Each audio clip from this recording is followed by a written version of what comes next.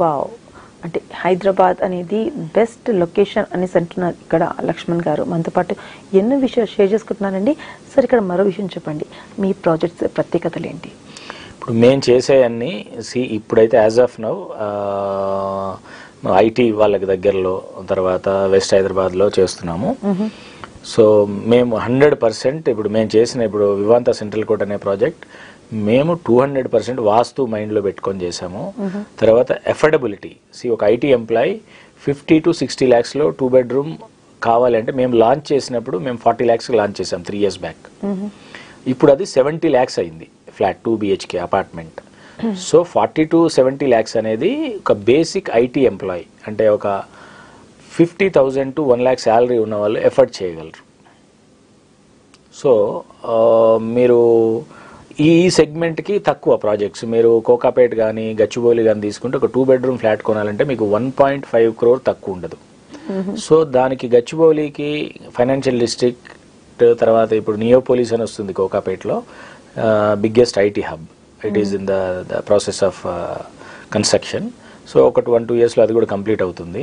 మీకు ఈ ఎంప్లాయీస్ అందరికీ డెఫినెట్గా రెసిడెన్స్ కావాలి. ఐటీ వాళ్ళు వాళ్ళు ఎలా అంటే మేము స్టడీ చేసింది ఐటీ వాళ్ళు ఉండడానికి ఇప్పుడు మామూలు అపార్ట్మెంట్స్ కంటే కూడా వాళ్ళు ఇవాళ ప్రిఫర్ చేసేది గేటెడ్ కమ్యూనిటీ అపార్ట్మెంట్స్ అండి. అంటే ఒక మంచి సెక్యూరిటీ ఇచ్చి మనం వాళ్ళకి, తర్వాత ఒక మంచి క్లబ్ హౌస్ అంటే వాళ్ళకి అందులోనే అన్ని ఒక చిన్న మన సూపర్ మార్కెట్, తర్వాత జిమ్, తర్వాత చిన్న banquet hall, guest rooms, swimming pool, పిల్లలకి ప్లే ఏరియాస్, ఒక ప్రాపర్ సెక్యూరిటీ, ఒక మంచి కమ్యూనిటీ క్రియేట్ చేసి ఇవ్వగలిగితే ఫస్ట్ దాన్ని ప్రిఫర్ చేస్తారు. దాని తర్వాతే వాళ్ళు వేరే రెగ్యులర్ ఇండిపెండెంట్ అపార్ట్మెంట్స్ వాటిని ప్రిఫర్ చేస్తారు. సో ఐటీ వాళ్ళు మ్యాక్సిమం ఫ్యామిలీస్ అయితే దే ఆర్ ప్రిఫరింగ్ కమ్యూనిటీస్ అండి. సో మీరు మంచి కమ్యూనిటీ కనుక చేయగలిగితే మీకు డెఫినెట్గా డిమాండ్ ఉంటుంది. మేము 100% వాస్తు, తర్వాత లొకేషన్ అండి. రియల్ ఎస్టేట్లో ఒక ప్రాజెక్ట్ సక్సెస్ అవ్వాలంటే 3 points మెయిన్ అనుకుంటే అందులో first point is location, second point is location, third point is also a location.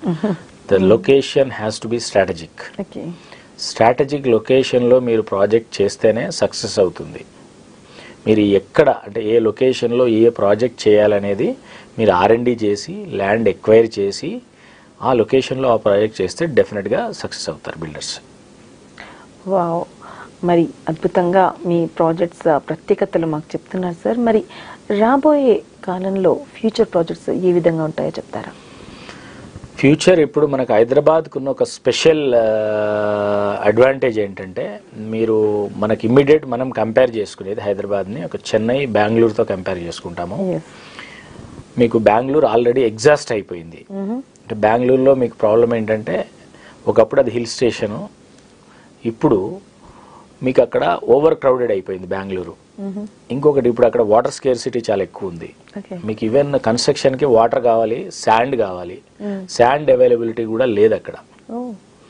మన దగ్గర హైదరాబాద్లో లక్కీలీ వాటర్ ప్రాబ్లం లేదు, శాండ్ ప్రాబ్లం లేదు, కన్స్ట్రక్షన్ మెటీరియల్, తర్వాత మనకి కన్స్ట్రక్షన్ వర్కర్స్ కూడా ఉన్నారు, ఇక్కడ ఉన్నారు. తర్వాత మనకి వెస్ట్ బెంగాల్, ఒరిస్సా నుంచి కూడా ఎక్కువ వస్తున్నారు. సో మనకి ఆర్కిటెక్ట్స్ కానీ అందరు ఉన్నారు. So location wise it's a strategic location Hyderabad. మీకు ఇక్కడ ఇంకొక హైదరాబాద్ స్పెషాలిటీ ఏంటంటే ఒక 10,000 rupees ఎంప్లాయీ కూడా ఇక్కడ దే కెన్ లివ్ హియర్. ఒక 10 lakhs ఉన్న వాళ్ళకి కూడా they can live luxury life here.